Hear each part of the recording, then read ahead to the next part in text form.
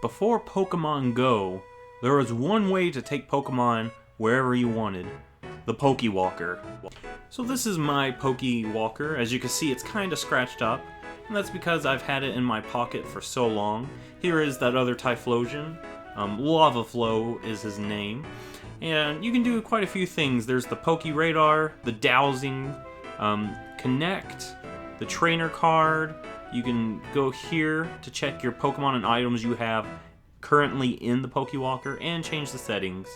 So each of these buttons basically do the same thing. They all take you back to the same menu. And we'll check out this little Pokey Radar. So this is where you catch your Pokemon.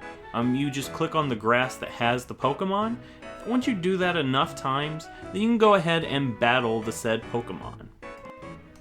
So the Pokemon battles here in the Pokéwalker are not that complex. You have 3 different options. You can attack, evade, or throw a Pokeball.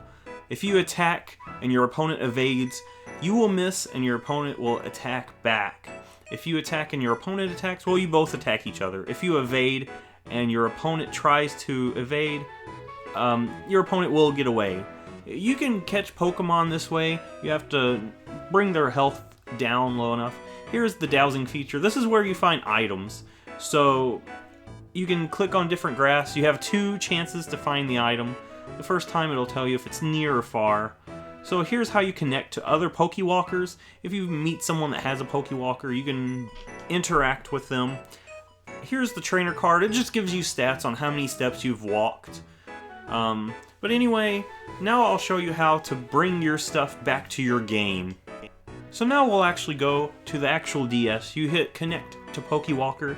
This will give you some information about which Pokemon you have on the Stroll. There's Lava Flow. The other Pokemon, that is the Sun to my starter. It gives you an idea of how many total watts you've collected, how many total steps you've walked. And from here, you can just hit Return from Stroll.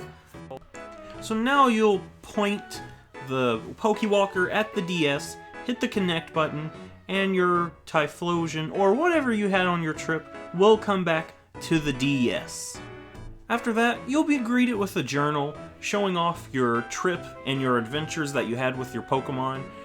I've actually had this Typhlosion in the Pokéwalker over a year, so all of these dates are really long ago. So you just go through here. It tells you every Pokemon that you caught, every item you found. It tells you how your Typhlosion, or your Pokemon, whatever Pokemon you pick out, is excited to be on this adventure with you. And then at the last page it tells you that your Pokemon has returned. So Lava Flow has arrived from the Quiet Cave. And you'll also gain levels depending on how many steps you've taken with your Pokemon on your adventure.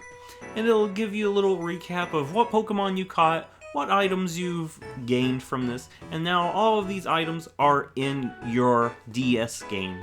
So from here, if you want, you can also go for another stroll. You just pick out which Pokemon you want in your PC box.